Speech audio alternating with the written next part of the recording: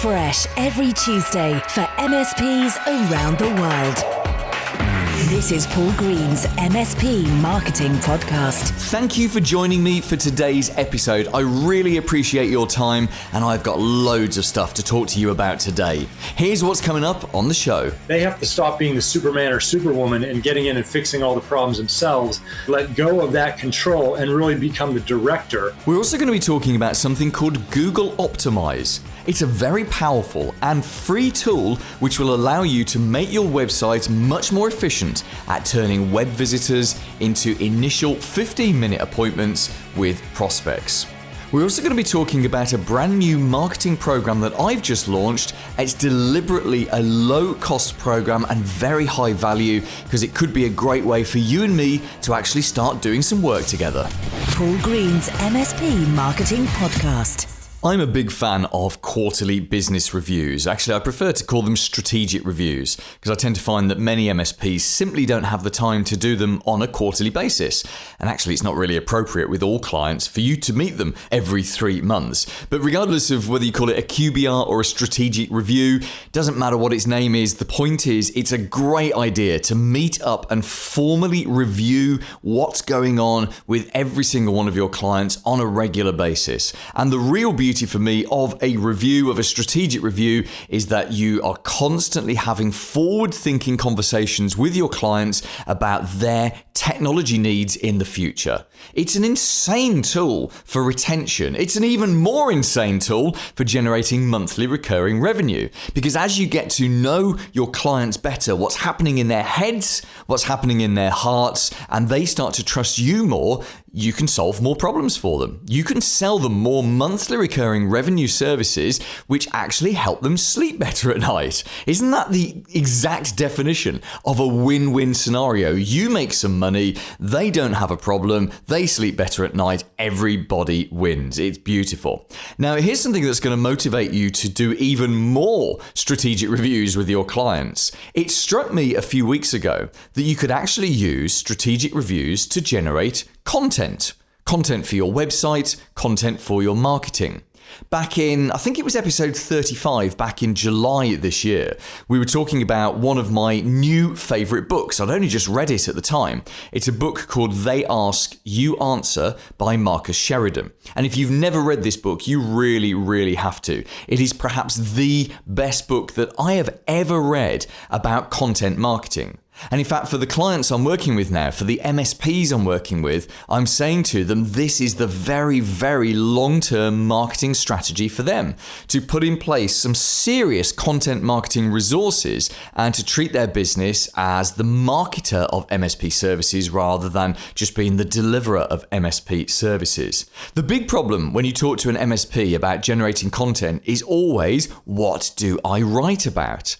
And it was while we were talking about strategic reviews, me and a number of clients a few weeks ago, I realized that all the answers for that will come out of strategic reviews. Because what is a strategic review other than a discussion with a client about their hopes, their fears, their problems, their needs, their wants, all of the kind of stuff that you should be writing about. Because when you're generating content for your website, for your social media, wherever you put it, you're not generating content that's of interest to other MSPs. This isn't technical content. This is content that is of interest to ultimately the people that you want to influence, ordinary decision makers, those ordinary business owners and managers.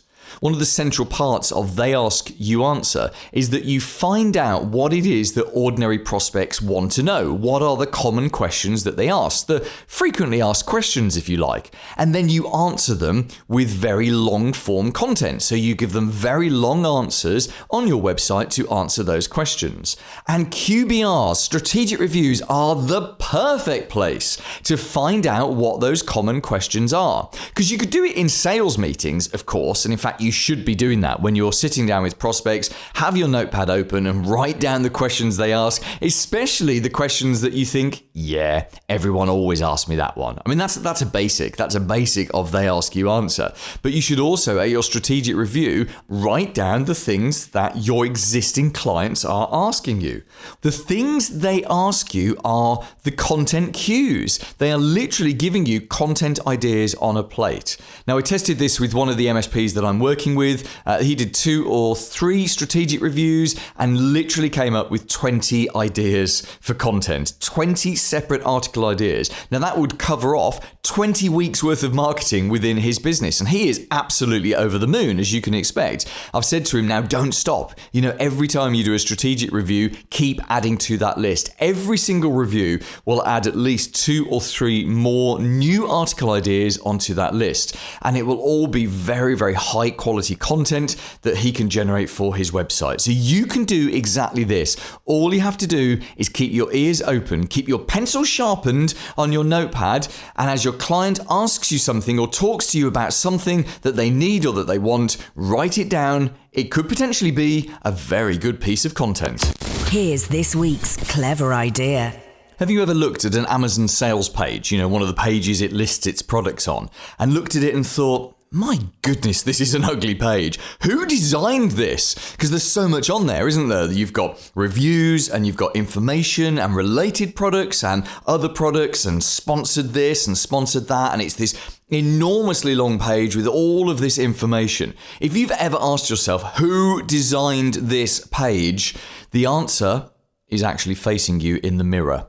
You designed that page. So did I. So did every single other person in the world who has ever bought anything from Amazon. Because Amazon, along with most of the other tech giants, designs most of its website based on what we do rather than what people think. So sure, yeah, there are some web geniuses and some usability experts that will have started off Amazon in a whole series of different ways over the last 10, 15 years and come up with new ideas to try. But ultimately, the things that we see today, the pages that we use to buy stuff from Amazon, have been designed by us, by our behavior. And they do this through a form of something called A/B split testing. Now, you may have heard of this before, and you may even have looked into it. A/B split testing, at its absolute basic, is where you take a page and then you create a copy of that page. So let's call the original page the A version, and let's call the copy the B version. Now, on the B version, you change one element. So typically, the place to start with this is the headline. So on your A version, the headline might say, why you should use us for your IT support. And on the B page, which is completely identical, remember, to the A page, on the B page, you just change that one element, the headline. So you might change it to, here's why 182 companies in your town trust us with their IT support.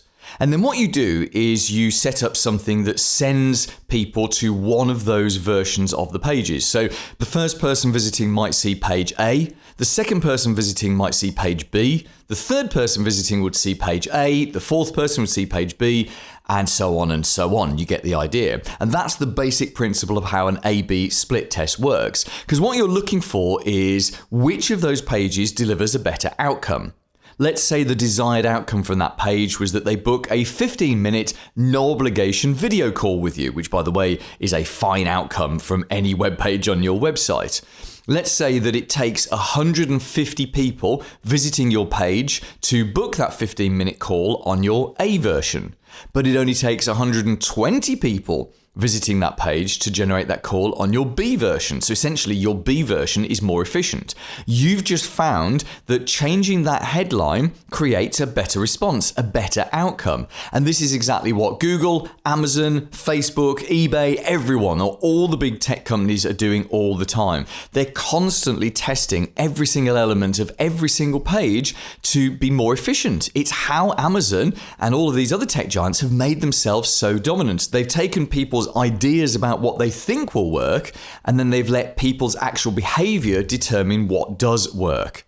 We've been doing this ourselves on our own websites over the last couple of months. I have a service you probably know. It's called the MSP Marketing Edge at mspmarketingedge.com, and we deliver white label content to more than 330 MSPs around the world right now. And the idea is we only sell it to one MSP per area, but you can take something like that and you can use it as your marketing content.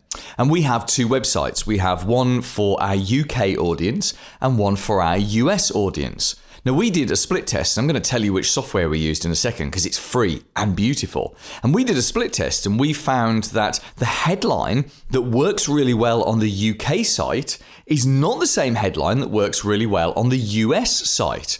So we've now started a series of split tests, and I suspect that those two sites, which a couple of months ago were virtually identical, apart from obviously talked about US stuff on the US site and UK stuff on the UK one, they're now going to go off in slightly different directions because these are two completely different audiences. So clearly we need a slightly different approach for each audience. That makes sense, doesn't it? But here's the thing, I didn't know what would make a US MSP more likely to buy the service, so the split testing found out for me. And we will now go and test every single little element across those pages to find the most efficient way to generate sales. You can do and should do exactly the same thing with your website.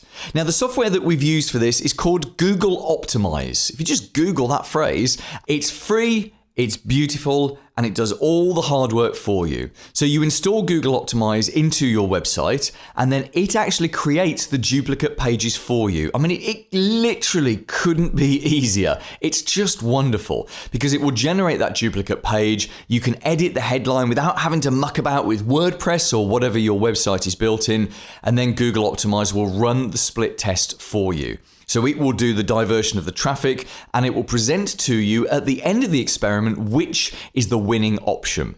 Now, the only issue with this for you is the sheer lack of traffic that you get going to your website. The vast majority of MSPs get very, very small amounts of traffic, and obviously you need to have a certain flow of traffic coming into your website to have something called statistical significance. I'm not quite sure exactly what the number is, but I've heard that you need to have at least 333 people going through your website through an experiment in order for it to have statistical significance, in order for that experiment's results to be sound. So it could take you some time to get 333 people through, but it doesn't matter. Even if you only ran 3 or 4 Google optimized tests a year, just think how much better your website is going to be in the next 2 to 3 years. Even if you could get 1 or 2 extra appointments booked with you over the next couple of years, wouldn't that be worth it? Isn't that worth the hassle, the 10 minutes it takes to set up Google Optimize and to set up an A/B split test within your website? The answer is yes. Go and grab that software, get a test running, start with your headline, test your headline, then test your response buttons, test your pictures. There's a whole series of different elements you can test, and ultimately you're going to design a website that just works better because it's based on website visitor behavior and not just on what you think. Paul's blatant plug. Maybe you've been listening to this podcast for a while and you enjoy what it is that I talk about and my guests talk about, and maybe you've thought at some point, I'd quite like to go and do something with Paul, I'm just not quite sure what. Well, I've introduced something called the Marketing Accelerator. It's just for MSPs, and we've deliberately priced this as the lowest price entry-level training program that I've ever done. And in fact, I'm going to be running this for the next 12 months. I'm going to do one new course that starts every single month. It's so low cost that I've made it almost virtually risk-free for you to take part. So what it is 5 weeks of live training, all delivered over Zoom. And we jump on a Zoom call for 60 to 90 minutes every week until you've done the training. And it's all presented by me. So in the first week, we talk about your website. Then the next week, it's LinkedIn. Week after that is about building audiences of people to listen to you. The week after that is marketing campaigns. And we finish off with a success blueprint, all the separate areas that you need to address to have an MSP that has a marketing and sales machine built into the very heart of it. So as I say, we do this over 5 weeks. It's live training, and every single month we start a new training program. The thing is though, it's only for 10 MSPs. So December's program starts tomorrow. tomorrow, the 9th of December. That's full, but we still have a couple of places on January, February's and March's programs. And if you go onto my website, you can see the details of exactly when they start, what time the calls are, what dates the calls are, and you'll also see that it's really, really cheap. In fact, it's only for UK MSPs, £49 plus VAT, and for US and anyone else in the world, it's just $69. So all the details are on the website. If you go to paulgreensmspmarketing.com/accelerator. The big interview. Hi, I'm R. Michael Anderson, and I used to be a programmer. I got into leadership. I was a horrible leader, and then I started to figure it out. And now what I do is I teach other technical people like me how to become strategic, highly effective leaders and scale their business. So before we started this interview, Michael, you and I were talking about the things that MSP owners need to do when they go past that 1 million turnover mark. And if they're still keen to keep growing the business and get up to 2, 3, even 5 million. And you said to me that the difference is they have to stop thinking tactically and they have to start thinking strategically. Can you explain what you mean by that? Yeah, absolutely. And I encountered the same thing when I started my business and we got to the $1 to $2 million mark. Most of the people that run MSPs are former technical people, or they were in sales, and they're great tacticians. That means they're great with customers. They can figure out any technical problem by themselves. And what they run into is they grow their business based on their willpower, their character, their charisma. And that goes only so far, because at some point they have to stop being the Superman or Superwoman and getting in and fixing all the problems themselves. They have to really let go of that control and really become the director. And what will happen is, like, if there's a problem with a customer or there's a technical problem, they're gonna try to have their staff handle it, but then they'll jump in because their ego likes it. They're used to doing it. They want to get it fixed. And so it's really about changing their mindset and changing how almost everything that they do, how they think about each and every problem that comes across their desk, how each and every conversation with their staff or even their customers are, so that they're setting themselves up to be the strategic leader and they're not drawn into every little thing that happens. They're really steering the ship. So what you're talking about here is changing your leadership style and going from being, should we call it the dictator, to being the director. Would that be a fair way of putting it? Yeah, it would be, because it is dictator, because they're probably involved in almost every little place, because they've probably been a successful MSP up until this level, because they're great at controlling everything in the project. They're great at controlling everything in the sales process. They're great at, and they have this thirst for control because that's brought them success in the past. Now it's about realizing that they have to empower their team to create other leaders in the team so that they don't have to take on as much responsibility. And you still want to direct and you still want to have the checks and balances in there. But that's really what a director does. A dictator, that's cool, Paul. I never heard it. It's a fun thing to do it. Is, they have their hands in every single thing. So, and that's a big mindset shift. It takes faith, it takes courage, and it also takes tools and skills. And it's really fun to watch people start to get that, because really their whole world changes. So let's talk about the practicalities. Specifically, what can you do as the leader of a business to shift into that different mindset and to work with your management team and with your staff in a different way? You got to keep in mind, your goal is to build a team that pretty much can do everything that needs to be done. So anything that comes across your desk, so that means every email, every phone call, to me, you want to think as the boss and as a leader, how can I set my team up for success so that they either handle this, or that I teach them the next time that this comes across my desk, their own thought process or how to go through it. And really, leaders need to learn coaching skills. And what I mean by coaching skills, and I actually had an MSP that really recently went through one of my trainings. People would come into his office with something to do, and he would sort of bark orders at them, or what he would do is just tell them exactly how to do it.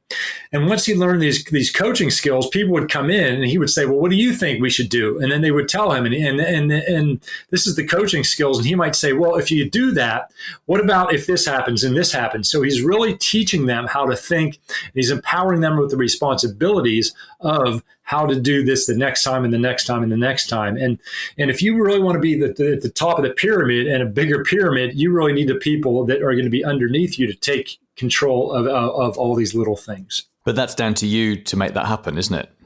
It absolutely is, and again, it's going against your programming as it is, because again, like I think I sound like a broken record, because you're used to taking ownership of everything, and now what you want to do is you want to teach people how to take ownership, but also you want to make sure that they have the backup. I mean, it's a bit of an art, right? Because, if I have somebody working for me and they come in, I want to give them some slack, but I don't want them to drown themselves. And so it's like checking in with them, not micromanaging, but hey, how's it going? Maybe let's do a short check-in, maybe checking in with the customer, so that they don't cause any big problems, but also that you're there to get their back and to make sure that they are there to succeed. So let's circle back to the practical things that you can do. Let's imagine you've got someone listening to this today and they're thinking, do you know what, this is me. I really want to change my style. I want to have my team responding to me in that kind of way. Give us 2 or 3 things that any MSP owner or leader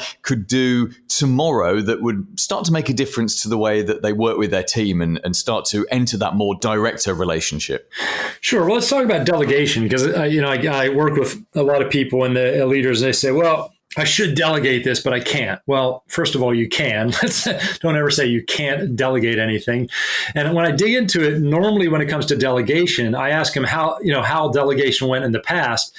As leaders, we have so much responsibility, and then somebody comes that is reasonably responsible, and then we have this task, and what we do is we just give it to them without an integration plan, without documentation, without support. We just dump it on them. And then they don't do it as well or as fast as we would do it. And so we get frustrated, and we're like, and we say, oh my gosh, this is really important, so I better do it. You got to realize with delegation, that should be a well thought out process. And so your delegation plan should go over, it depends on the task, but it should go over days or weeks, and it should be gradual with a lot of small check-ins for feedback, so that the person really feels supported. Great strategic leadership is about being proactive.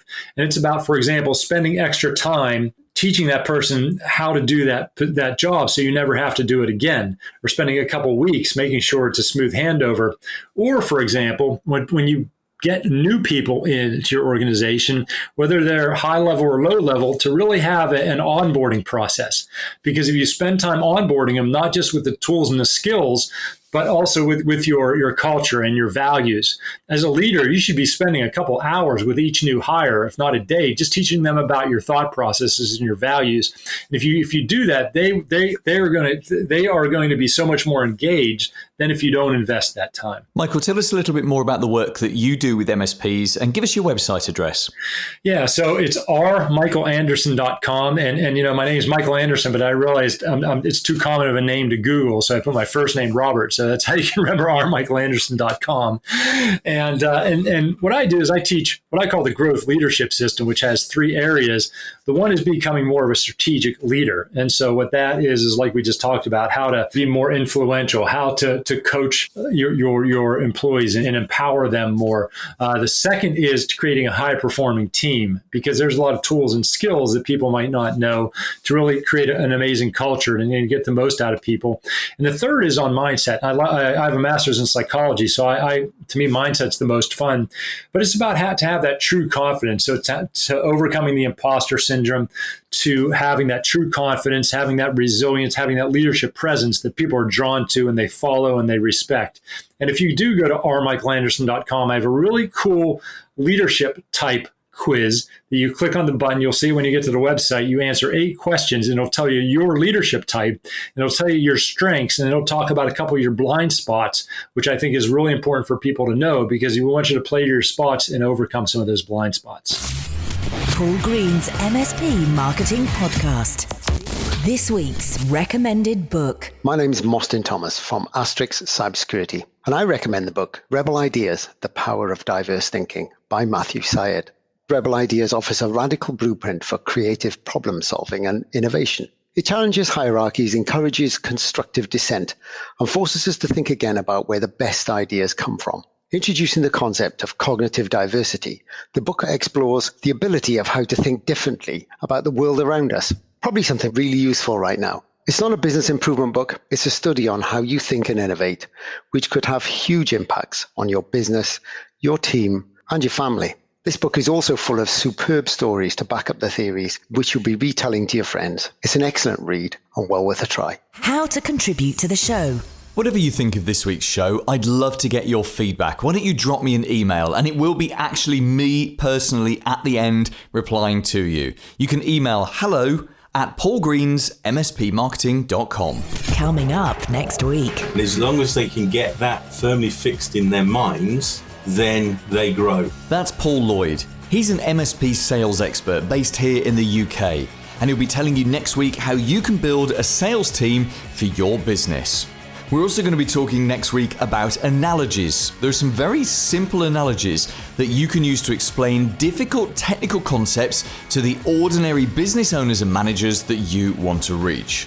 We've got a book suggestion from a member of my team. His name is James, and he works with me on the MSP Marketing Edge service. He's got a cracking book suggestion for you next week, and I have the most clever idea to tell you about. It's something that you can send to people in the post. It's quite expensive, but it has more impact than anything else you could possibly send them. It's a beautiful idea, and I'm really looking forward to telling you about it in next week's show. See you then. Made in the UK for MSPs around the world. Paul Green's MSP Marketing Podcast.